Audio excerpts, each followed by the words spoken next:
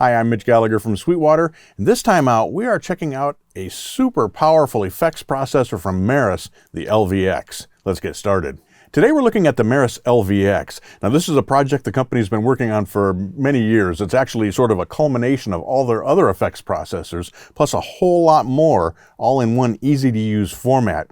And it can do everything from straight ahead slapback delay and long echoes to incredible sonic textures. All those sounds you heard during the intro to this video were coming from this LVX. It's a very deep effects processor, and in some ways you can almost think of it as a multi-effects processor. It's a delay, but the delay effects can be processed and controlled in a wide variety of ways using additional effects that are built in, as well as a lot of control possibilities. All this is made possible by a super powerful ARM processor, or ARM processor, that gives us tons of DSP processing power. So let's take a closer look. We'll begin with the front panel. It's very easy to navigate.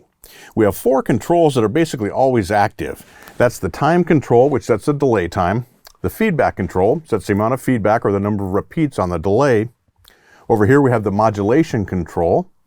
And finally we have the mix control. It sets the balance of the wet and the dry signal. The 3 controls in the middle are labeled C1, C2, and C3, and those change their function depending on whether you're editing, navigating through presets, or what you're doing with the box. And of course you can see everything that's happening right here in this central color display. And we're going to come back to that because there are 2 ways you can display what's happening inside the LVX. Across the bottom, we have 4 foot switches, and those are used for both recalling presets, for tap tempo, for moving through banks of presets, and also if you're using this in looper mode to control the looper functionality. Above each foot switch, we have an associated button that illuminates when the foot switch is selected. So you can move either way, either with your foot, or you can use your finger on the button if you prefer. On the back panel, we have true stereo inputs and outputs, MIDI input and output, an expression pedal connection, as well as a USB-C port, which is used for firmware updates. The MIDI I/O and the expression pedal I/O are much more than just simple connections though. With the MIDI I/O, we can access up to 103 different parameters, including control over the looper functions. And with the expression pedal, you can map that expression pedal input to up to 6 targets, set the minimum and maximum, and add a lot of expressive power to your presets. Speaking of presets, we have 99 presets, and there are 2 ways you can move through those. First, you can scroll through using the control, which steps us right through. Now you notice when we do that, the parameter displayed for C1 and C2 changes. And that's because you can assign a favorite parameter to each of those switches for each preset. So for example, on this preset, our favorite parameter is envelope decay and envelope minimum. On the next preset, it's controlling frequency and mix for whatever the effects are there. In addition to scrolling through presets, you can also step through the presets using the foot switches. As I mentioned, they're in banks of 3. And you bank up and bank down by hitting 2 switches at once. A great feature here is that we have what's called the favorites bank. You can assign 3 of your presets as favorites and instantly jump to those by hitting the 3 foot switches. Very handy for live performance. One other feature I want to call out, and that's that the LVX also has a built-in tuner. By holding down foot switches 3 and 4, you'll switch to tuner mode. You can very easily and quickly check the tuning. Now you can assign that tuner mode to either mute the output or to bypass the effect when you step on it. I've got it muted here, so when we engage the tuner, the sound stops coming out of the outputs. One of the unique features, as I mentioned, with the LVX is there are two ways to display what's happening inside the box. The first is graphics, which we've been using so far. So with the graphic display, you can see we've got our preset there. We can see what's happening visually and graphically with our parameters. When we go into editing, which we'll talk a little bit about later, you can move among the different parameters graphically. But we can also switch to text view. And this may look more familiar if you've used other types of delays. And in this case, we're actually editing by values. And you can have up to 6 parameters displayed on the screen at once. Let's talk about the architecture inside the LVX because it's very powerful, very versatile, and very flexible. The easiest way to visualize it is use the graphic that comes out of the manual. I'm going to put this up on the screen right now. You can see there are separate paths for the left and the right. There's a separate delay on the left and the right, and those can both be stereo delays. On each channel, you can see the signal flow there, and we have different locations where we can insert additional processing. So let's talk a little bit more about those various modules and the way it's all set up. I think the easiest way to really understand what's happening inside the LVX and with that signal path is to actually create a preset and look at the way these different effects are used, along with the way the delay structures are set up. So to do that, let's go to a default preset, which basically strips everything down to just being a straight ahead bare delay, if you will. So let's go up to preset number 24, which is a default preset. It's just a straight ahead delay.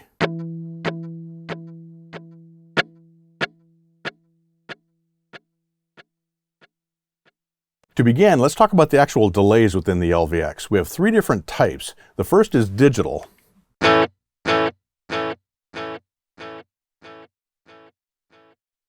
The second is bucket brigade, or an analog style delay.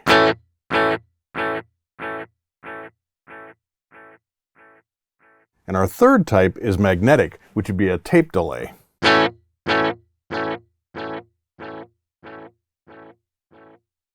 You can hear that each of those 3 delay types have a very different sound quality to them, from the pristine digital to the not quite so pristine magnetic on the other end of the spectrum. But it doesn't stop there. We also have multiple structures, which are arrangements of the 2 stereo delays and configurations for them inside the box.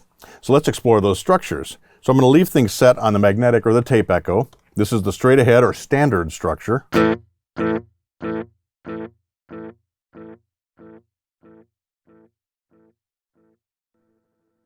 We can also go to the multi-tap structure.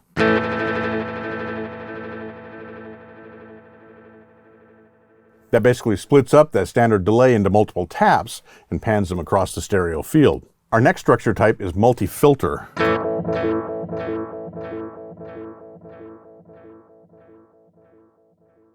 You can hear that we're adding filtering right into the delay effect itself. Our next structure is poly, and this is based on Meris's popular Polymoon pedal. And in this case, we have a separate effect on the left side and the right side.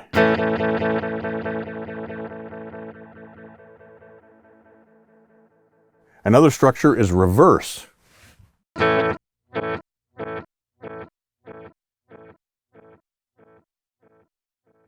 And finally, we have series, where the 2 delays feed into one another.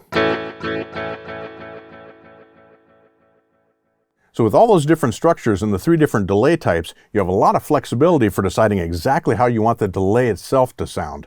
But we are nowhere near to finished. We have a lot more that we can do to create sonic soundscapes inside the LVX. Next up, let's talk about modifiers. Now you can think of these modifiers as internal control signals that can be routed to modulate or change different parameters on the delay, any of the effects we might have loaded in here, or basically any of the settings in the box at all, can all be shaped by a modifier. And these can be things like an LFO, which could provide everything from a vibrato effect to different wave shapes and things that you can use to control different parameters. And there are 2 of those LFOs in here. We also have an actual envelope in here like you'd have on a synthesizer. And that can have an attack, a decay, a release time, and so on, so you can shape those parameters to go through a particular cycle that you want to hear. We have sample and hold, and we also have a sequencer. Now this is a multi-step sequencer. You can assign a value to each step in the sequence, and as it plays back, it'll be changing the value of different parameters. So this is super versatile and super powerful for creating evolving kinds of sounds and really taking charge of every aspect of the tone. And speaking of controlling parameters, don't forget we also have that expression pedal input, and the expression pedal can be assigned or routed to up to 6 parameters simultaneously. You can set a minimum and a maximum for each of those parameters, so there's a ton of real-time control. It allows you to take charge of what's happening inside the LVX as well. Now the next thing to talk about gets us back to that signal flow chart we looked at a little bit earlier. Let's put that back up again. You can see there's a box at the top that says dry plus pre. There's also one that says pre. There's one that says feedback, one that says post, and so on. Each of those are basically empty slots, and we can load different effects or processors into those slots. So we can process the dry signal before it goes through the delays. We can process just the delays. We can process both of them. We can process just the feedback loop. It's amazingly powerful, and we have a wide range of effects. So let's take a look at how we create a preset. We'll actually go into edit mode and look at some of these effects and assign them in here and see how we build our sounds. To go into deep editing, just press the button. Now we're in graphic mode, so everything is displayed in this graphic format, which is very cool. So here's where we assign our structures. We can also set up mix, modulation for the delay, crossfeed, which routes things back and forth between the left and right channel, feedback for each channel, note divisions for each channel, and so on. If we turn the pages control, we'll go to the first of our effects processors, which the LVX refers to as categories and elements, and that's dynamics. So with dynamics, we have multiple types. We have a compressor. We have a swell effect. We have diffusion. We have a limiter, and so on. So if we add the swell effect,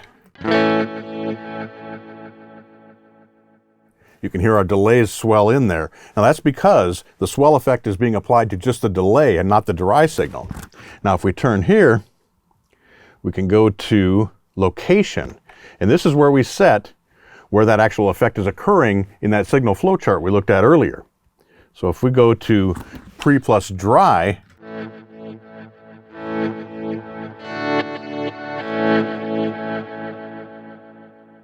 now that swell is being applied to the dry signal as well as to the delay.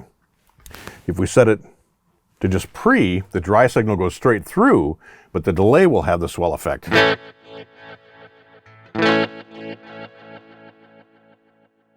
We could also put that in the feedback loop. We can put it after the delay, and so on. And of course, we have control over other parameters as well. We've got the swell time, we've got the gain for the swell, attack, and so on.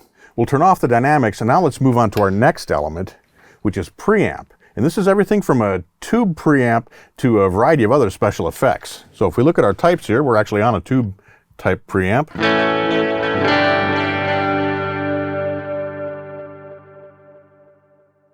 Transistor preamp, op-amp preamp, drive,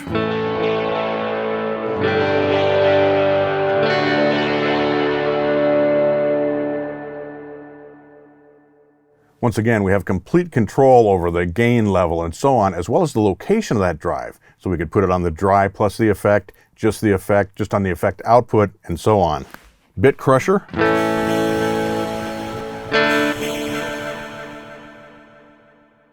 Or we can turn the preamp completely off.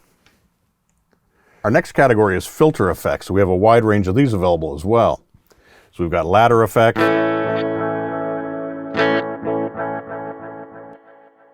got state variable,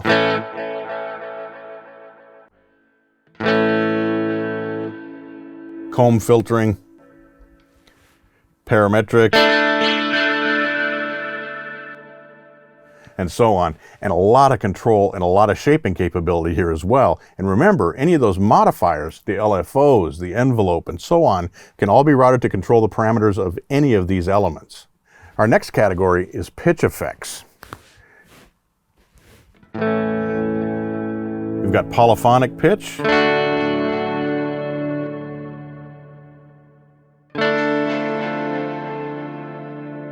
harmony effects, microtune, which gives us chorus type effects.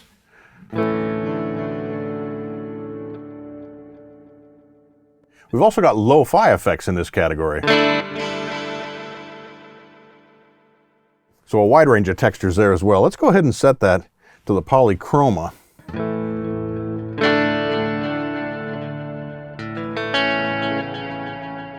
Now, let's turn our mix up a bit.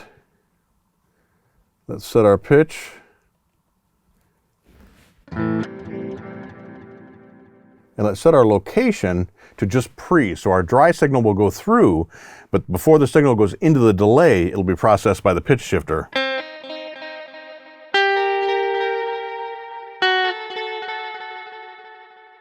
This is very different from if we send both the dry and the pre signal through the pitch shifter.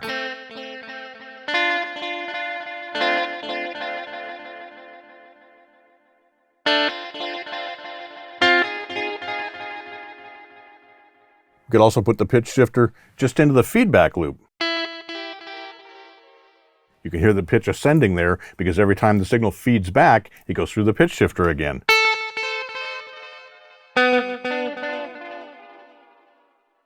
Or we can put the pitch shifter post or after all the delay processing.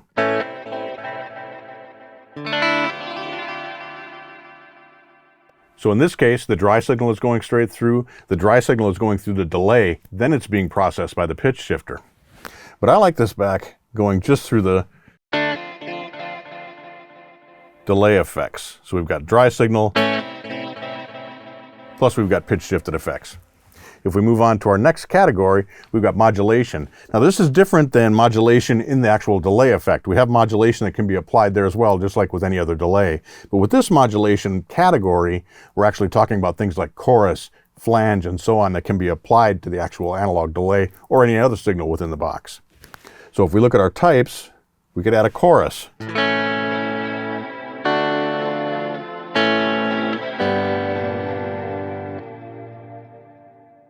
Now let's turn this and select our location as pre and dry. So now we've got chorus on the dry signal as well as going into the delay.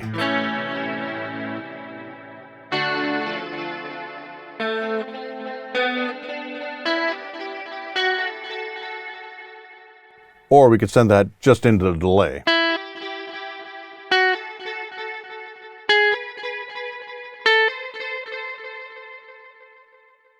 I think you're starting to get the idea. There's so much versatility here with all those routing capabilities and all these different types of processors for creating all kinds of textures. Again, we can do everything from a very straight ahead slapback delay if we want, or just a long stadium rock guitar solo delay, or we can do incredible textures using all these different processors, categories, modifiers, and so on, and take control of it in real time, either using those modifiers or using the expression pedal. All this makes the LVX tremendously versatile and tremendously powerful. It's as much a sound design tool as it is an effects pedal. But we're not done yet.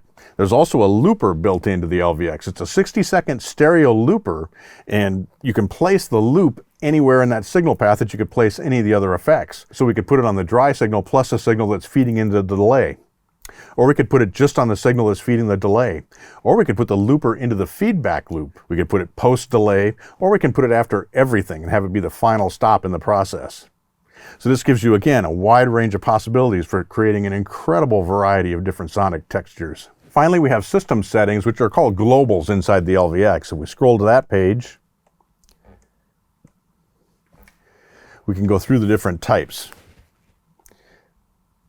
So we've got a noise gate. So if you have a noisy signal feeding into the LVX, you can gate that out. We can set our MIDI output mode, MIDI channel. Tactile is a feature that I really like. If we exit out of this, when we're in tactile mode, when we turn the time, the feedback, the modulation, or the mix, you can see it jumps to sort of a mixer style display, so you can see the settings of all four of those parameters at a glance. I really like having that available. We also have a variety of ways we can set up tempo inside the LVX. You can assign it per preset. You can set it globally. Of course, we've got tap tempo and so on. Of course, we have control over things like setting the brightness of the logo display. For example, the Meris M there. We can also set the brightness for the overall screen. We can kill dry, so all that you hear coming out of the LVX is just the wet effects signal. This is where we set up the input level for either guitar mode or for synth or line level. And this is very useful if you're going to use the LVX with a keyboard or use it as a studio processor. Two more important settings. The first of these is delay trails. Delay trails allows the tail of the delay to keep ringing on after you bypass the box. And the second is spillover. Spillover keeps the delay tail ringing when you move from one preset to another. So both of these allow for seamless changes as you're moving through presets and bypassing or activating the box. With all that we've gone through, we've still just barely scratched the surface of what you can do with the LVX. It is such a deep box, but as you can see, it's very easy to navigate. What I like to do is keep that signal flow chart up on my screen. I can refer to it so I can see where I'm placing the different categories and elements, how I'm routing my modifiers, and so on. And then I can work right on the box. It's very simple. But even if you don't have that signal flow chart in front of you, super easy to figure out what's going on because you can do it by ear. You can really hear what's happening. Am I putting the chorus on the dry signal? Is it just on the delay? Is it just on the feedback loop, or whatever it might be? You can hear those differences as you're building your different presets. I hope you've enjoyed checking out the LVX with me. It's so powerful and it's so fun to play with. Definitely going to be adding one to my collection, and I think you should check it out as well. Thanks for joining me today. I'm Mitch Gallagher from Sweetwater. Thanks for watching. Be sure to like, comment, and subscribe. Click here for more videos like this, or start at sweetwater.com for all your music instrument and pro audio needs.